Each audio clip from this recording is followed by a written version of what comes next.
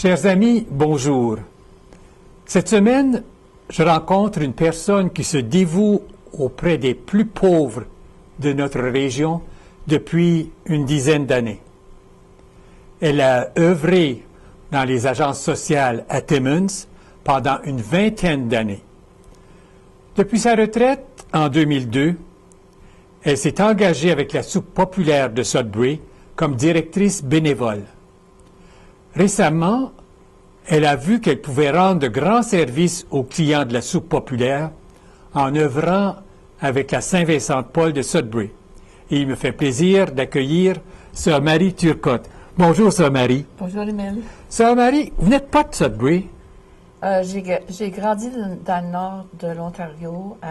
Je suis née à Val-Gagné, mais dans la région de Timmins. Et ensuite, j'ai étudié à l'Académie Sainte-Marie à Haileybury. Et après avoir compléter une maîtrise en service social à l'Université de Montréal puis à McGill, j'ai travaillé, comme tu l'as mentionné, pendant 25 ans en service social, surtout dans la région de Timmins. Et à ma retraite,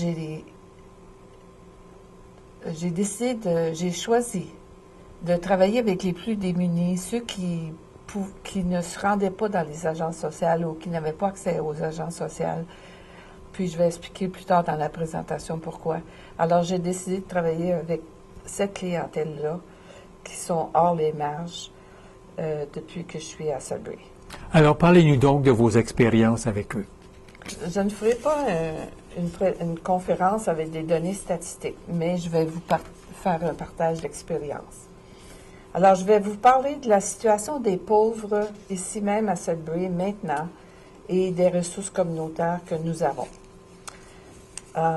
J'ai aussi fait une expérience missionnaire en Équateur pendant 3 ans et j'ai donné un cours à des professeurs en Afrique, au Mali, pendant un été.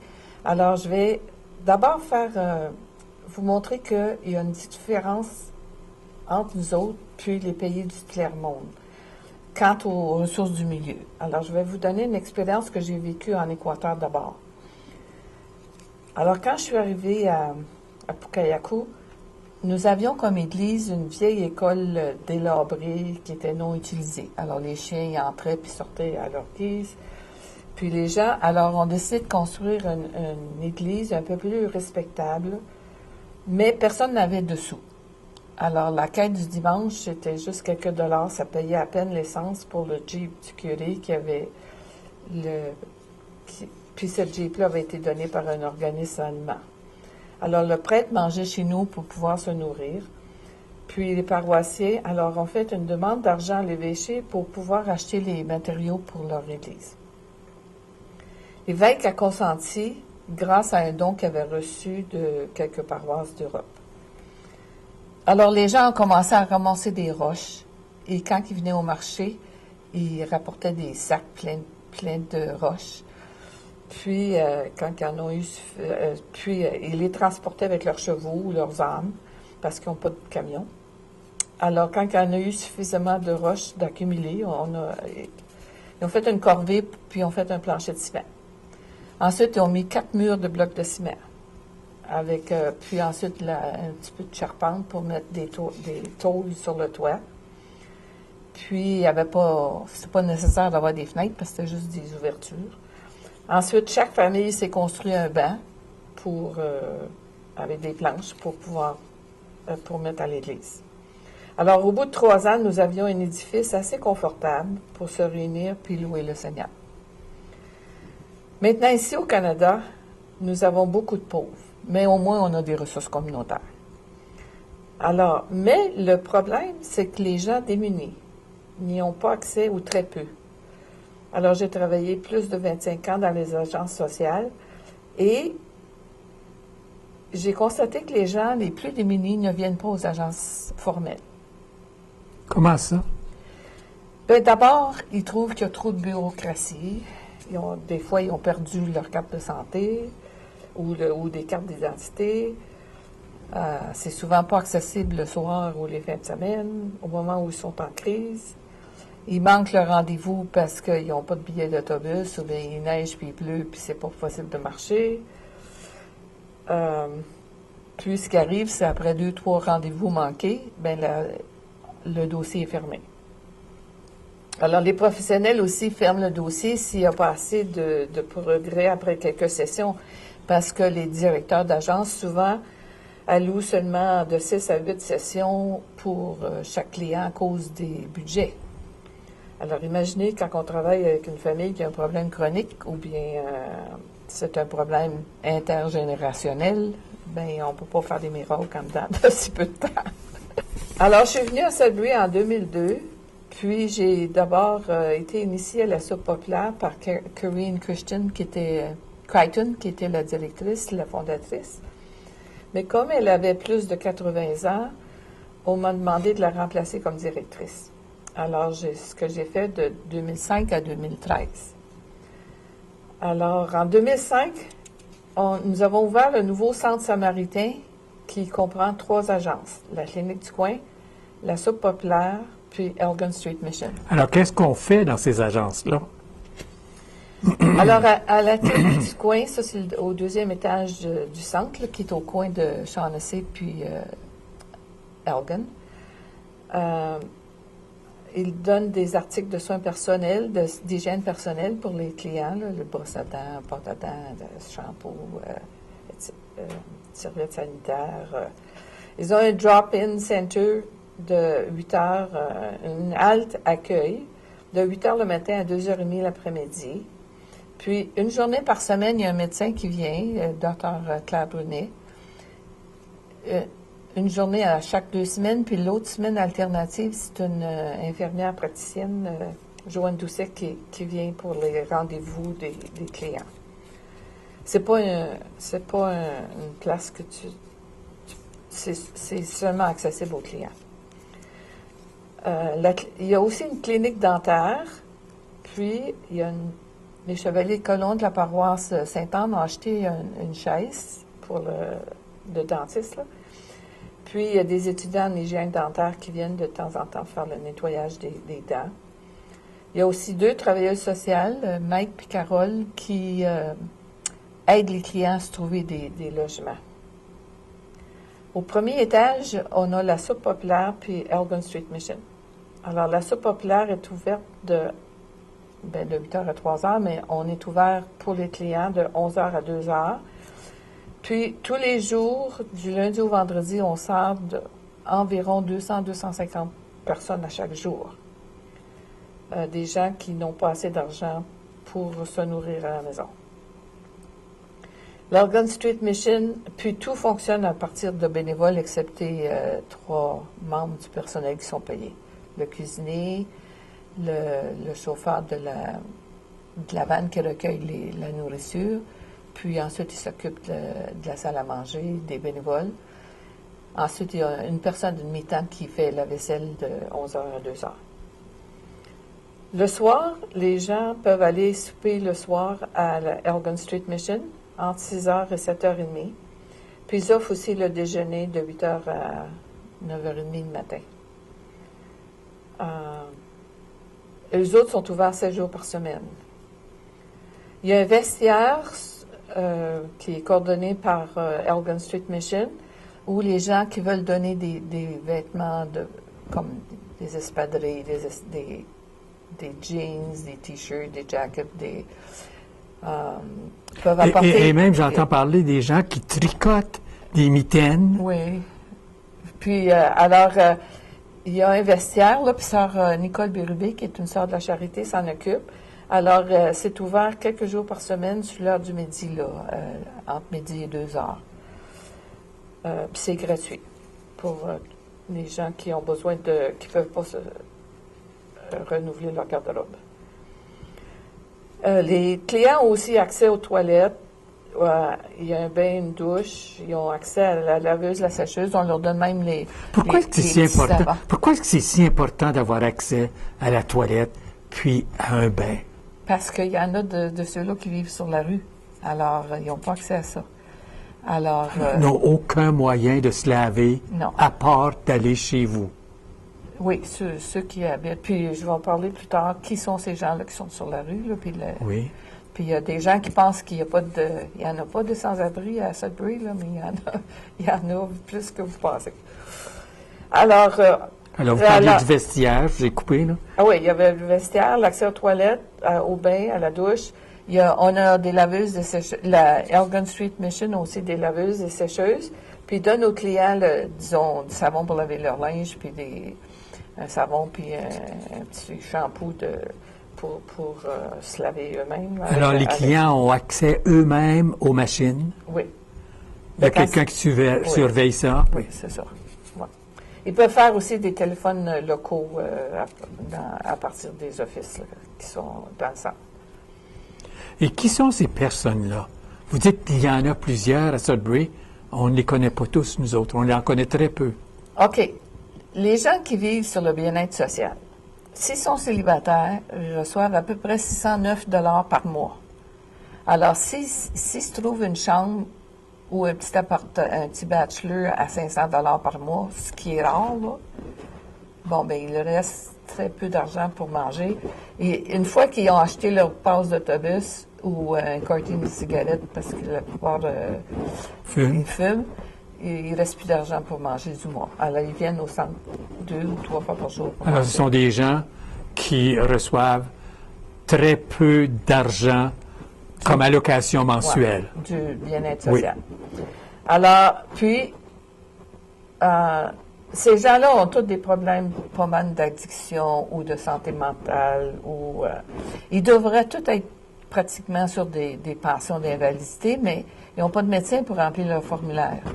Alors, ils sont perdus dans la paperasse, puis ils ont perdu leur carte d'identité. Alors, s'ils avaient la pension d'invalidité, ils recevraient davantage. Oui.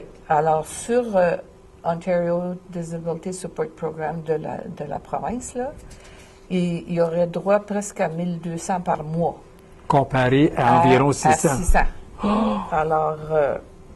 Alors, mais s'ils ont des dépendants ou s'ils sont à 2 personnes, puis que là, ils se payent un loyer un petit peu plus cher, bien, il reste quand même pas tant que ça pour un mois si la famille comprend 2, 3, 5 personnes. Là. Alors, il y a aussi ceux qui sortent de prison, les ex-prisonniers, ceux qui étaient dans les centres pour traitement de toxicomanie, là, qui ont bien de la misère à se trouver de l'emploi au sortir. Alors, puis des fois, dès qu'ils sont incarcérés en sortant de la cour, ben ils n'ont pas accès à tous leurs biens, à leurs meubles qui sont restés sur place. Alors, ils perdent tous leurs biens personnels le temps qu'ils sont admis parce qu'il n'y a personne d'autre pour aller vider leur appartement. Il y a beaucoup d'Autochtones des réserves qui viennent à Sudbury, puis qui ont beaucoup de problèmes à s'intégrer et à trouver de l'emploi dans Sudbury. Alors, eux autres, c'est une grosse clientèle. Il y a aussi les femmes qui sont abusées ou qui sont obligées de partir de chez eux parce qu'ils sont à cause de la violence familiale, qui se ramassent dans le refuge sur la rue Cedar ou bien à Geneva House. Ils peuvent rester là jusqu'au moment où ils se trouvent un logement. Mais se trouver un logement pour une femme et une couple d'enfants avec pas d'argent, c'est pas mal compliqué. Alors, il y en a de ceux-là qui sont considérés sans abri parce qu'ils vivent temporairement chez quelqu'un qui de la parenté, mais ils n'ont pas vraiment de logis encore. Il y a de la recherche qui s'est faite ici à Sudbury? Oui. Il y a à l'Université Laurentienne, dans l'École de services social, il y a une recherchiste qui s'appelle Carole Koppy, K-O-U-P-P-I, qui, de 2000 à 2003, a fait une recherche très extensive sur les raisons pour le sans-abrisme et les conditions des sans-abri à Sudbury. Alors, chaque mois de janvier et de juillet de l'année 2000 à 2003, il y avait des étudiants qui comptaient le nombre de personnes qui étaient sans logis. Alors, qui se disaient sans logis ou qui vivaient temporairement chez quelqu'un d'autre, là, on appelle ça couch surfing, là. Alors, on leur demandait leur âge, s'ils étaient hommes, femmes, leur ethnie, puis les raisons pourquoi ils étaient sans logis.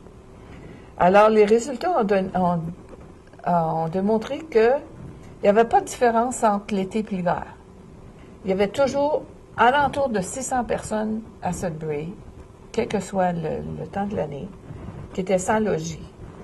Ça compte aussi les personnes qui étaient en traitement pour toxicomanie à ce moment-là, soit qui étaient à Salvation Army, à la maison sur le Receiver, à Geneva House, ou dans les centres d'addiction. Ça compte le monde qui restait à Salvation Army.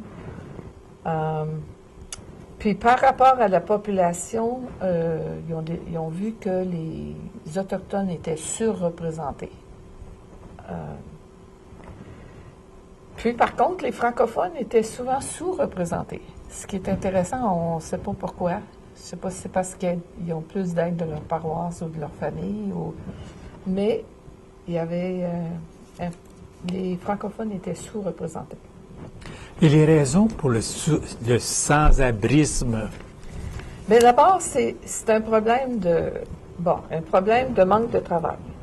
Alors, quelqu'un qui est sur le chômage, puis qui est sur le chômage depuis plusieurs mois, plusieurs années, bien, des fois, il n'a plus envie d'essayer de trouver un emploi parce qu'il est découragé, puis Puis, peut-être qu'il ne peut pas en trouver d'emploi non plus à cause de sa condition de déficience intellectuelle ou de santé mentale ou de toxicomanie Bon.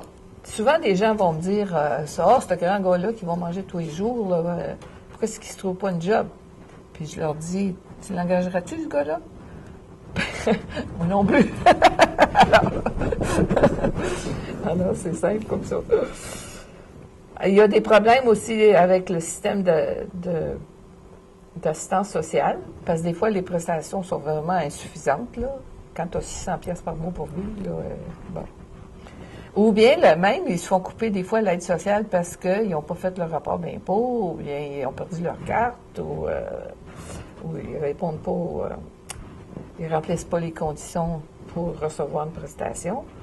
Ou bien ils devraient être sur, comme je disais déjà, ils sont en attente d'une pension d'invalidité, mais il n'y a pas personne pour remplir leur papier, le formulaire. Alors.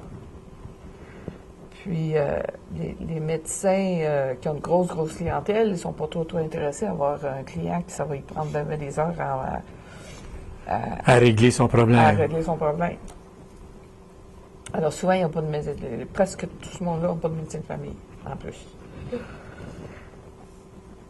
Il y a aussi le problème de logement. Il y a vraiment une pénurie de logements abordables. Il y a ceux qu'on a ici à Sudbury commencent à être très vieux, là. Ils ont tous besoin de réparation, puis il n'y a pas d'argent du gouvernement quasiment non seulement pour en construire des neufs, mais pour réparer. Au moins réparer ceux qui existent. Comparé aux revenus qu'ils ont, ben c'est bien compliqué de se trouver un appartement en bas de 500, 550 à Sudbury, là, ou dans la région. Des fois, ils sont obligés, ils prennent n'importe quel logement parce qu'au lieu d'être sur la rue, ils prennent n'importe quel logement, puis là, ils s'aperçoivent qu'il y a des problèmes de moisissure, des problèmes de bedbugs, ils sont obligés de partir, puis là, ils se retrouvent encore une fois sur la rue parce que c'était pas insalubre où ils étaient. Il y a le problème de la violence familiale aussi, qui force beaucoup de femmes et d'enfants en dehors de leur foyer. Alors, pour avoir plus de détails sur cette recherche qui a été faite par Carole Copy, vous pouvez aller sur Google puis mettre « Rapport sur le sans-abrisme à Sudbury », puis vous allez avoir tous les résultats au complet là. Mais qu'est-ce qu'on peut faire face à tout ça? Oui. Alors, disons que on peut au moins s'apercevoir qu'il y en a des sans-abri puis des gens pauvres à Sudbury. S'ouvrir les yeux. S'ouvrir les yeux. Ça existe. Marcher au centre-ville. Les regarder. Leur sourire. Ce sont des êtres humains qui ont les mêmes besoins qu'on a. D'être aimés, d'être reconnus. Les diriger vers les agences. Les agences sont là pour les aider. Excepté qu'ils ne savent peut-être pas où est l'agence. Il faut les accompagner. Il faut peut-être leur donner un billet d'autobus pour qu'ils y aillent. C'est pas n'importe qui peut faire ça, là. Les diriger vers les agences. Ben, faut que ce soit quelqu'un qui connaisse les agences. Ça prend Ouais. quelqu'un comme vous. non, ben, je veux dire, c'est pour ça qu'on fait ces présentations-là, pour que les gens soient informés.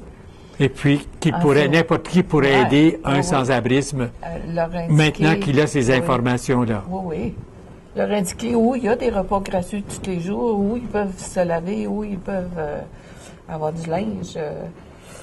Mais il faut aussi respecter leurs priorités. Alors, dernièrement, il y a une femme qui me disait qu'elle était obligée de sortir de chez eux parce qu'elle elle était sur la rue parce qu'il y avait trop d'insectes dans son building. Puis, j'ai dit, ben, va voir le travailleur va voir Mike à la clinique du coin, là, il va t'aider à te trouver un appartement. Puis elle a dit, ben avant, il faut que j'aille au terminus d'autobus. Puis je dis, ah, ben en fait, dans ce coin-là, veux-tu que je te donne un tour? Alors, je l'emmène là. Je pensais qu'elle voulait aller s'acheter des billets d'autobus ou prendre l'autobus pour aller quelque part, parce que là, c'était prioritaire de se trouver un appartement. Puis elle arrive, elle revient avec des bosses de cigarettes. Alors, c'est plus important pour elle, ça, que d'aller Trouver un logement. aller voir. Ces cigarettes est plus importantes pour elle. Ses priorités, Oui, oui. C'était pas le. C'était- pour les médias, sa dépendance à la cigarette, c'était c'était plus important que de se rendre. de savoir un abri. Oui. Alors, ben, il faut aussi prier pour ces gens-là, hein. Puis,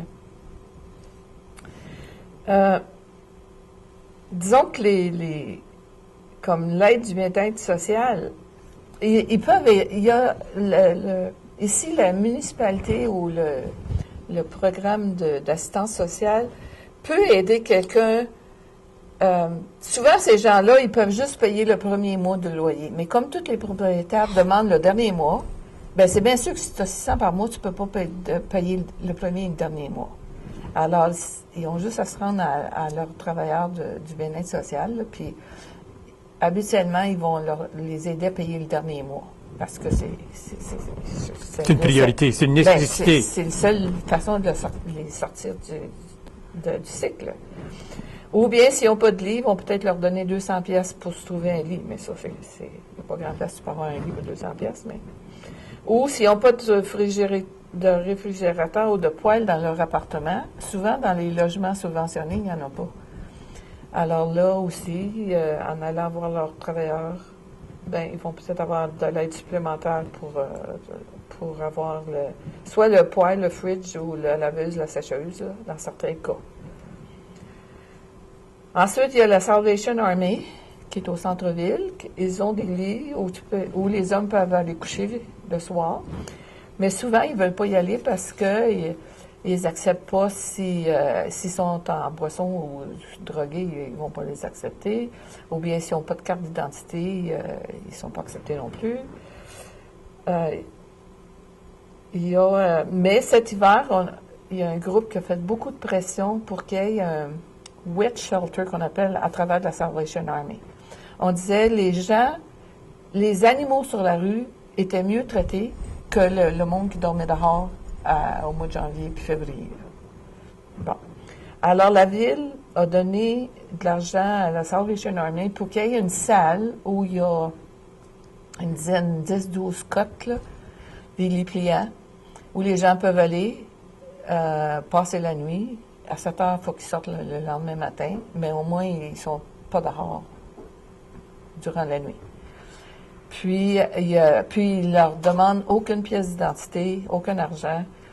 Puis, même s'ils sont en état d'ébriété, ils vont y prendre pareil, parce qu'il y a des gardiens de sécurité et tout ça. Alors ça, c'est une initiative qui a juste commencé cet hiver à cause du froid intense qu'il y avait, qui a été encouragée par la ville de Sudbury. Pour les femmes, ben, il y a le refuge sur la rue Cedar, là, Cedar House, je pense qu'ils appellent ça, là. Les femmes et les enfants peuvent aller là.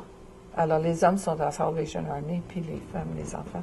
Mais pour le wet shelter, les couples ou même les femmes peuvent aller là s'ils ne veulent pas aller à l'autre place.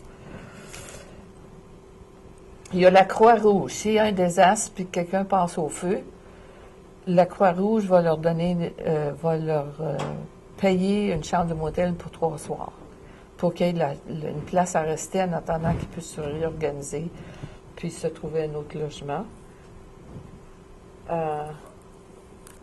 Il y a aussi la Saint-Vincent-de-Paul ici à Val-Caron et à Sudbury qui ont des articles de base pour la cuisine, la literie, des meubles pour ceux qui n'ont rien dans leur appartement. Alors, parle-nous donc de la Saint-Vincent-de-Paul, parce que tu œuvres en lien avec eux autres, toi. Oui. Alors, la Saint-Vincent-de-Paul à Val-Caron, ça fait longtemps qu'elle existe, puis ils ont un très bon service, excepté pour nos clients de Sudbury qui n'ont pas de moyens de transport, bien, c'était pas trop pratique. Alors, 3 ans passés, Paul Labelle, qui travaillait pour le diocèse, qui s'occupait de justice sociale, a fait une réunion avec tous les directeurs des agences sociales en ville. Puis, ils nous ont demandé d'identifier les plus grands besoins. Puis on a dit un des plus grands, surtout le plus grand besoin, c'est ceux qui sont sur la rue, qui se prennent un appartement, puis ils n'ont absolument rien excepté le sac de couchage, leur sac sur le dos. Alors, ils ont besoin d'articles de base, des meubles pour pouvoir entrer dans un logis. Alors là, il a donné le compte rendu. Paul a donné les résultats de cette recherche aux différentes paroisses. Puis là, il y a des gens qui ont cru au projet, puis qui ont décidé de s'impliquer. Puis, il y en a beaucoup de ceux-là que je connais parce qu'ils sont de la paroisse Saint-Anne. Je vais mentionner certains noms parce qu'ils ont tellement travaillé fort, je pense que ça vaut la peine qu'on mentionne leurs noms. Et de les connaître. Oui. Alors, il y a Victor Gagné là-dedans, Liliane et Marc Forgette, Diane Legault, Liliane Wojciak, Gaston Perrault, entre autres, là, mais il y en a beaucoup d'autres. Alors, les autres, ils ont décidé de former un comité? Un comité, puis faire une Saint-Vincent-de-Paul à Sudbury. Mais c'était pas facile parce que trouver un endroit dans le centre-ville, c'est très dispendieux pour les espaces à louer. Alors, ils n'ont pas pu trouver d'espace à louer.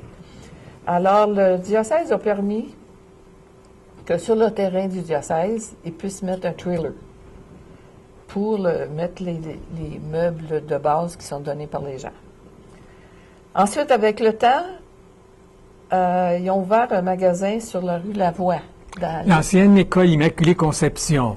Puis le club amical aujourd'hui. C'est ça. Alors, si quelqu'un connaît le club amical, c'est là qui est la Saint-Vincent-de-Paul de Sudbury. Le magasin, là, où le public peut aller. Le trailer, c'est juste quelques personnes là, qui, comme moi-même, qui connaît les besoins des gens de la rue, puis Gaston, Perrault, puis Victor, surtout, qui s'en occupent, là. Alors, eux autres, on reçoit les références du Centre samaritain. Mais quelqu'un qui a vraiment besoin, il nous reste à peine une minute. Quelqu'un qui a vraiment besoin, qu'est-ce qu'il doit faire pour pouvoir avoir de l'aide de la Saint-Vincent-de-Paul de Sudbury? D'aller voir les travailleuses sociales de la clinique du coin. Est-ce qu'on va voir ça, Marie?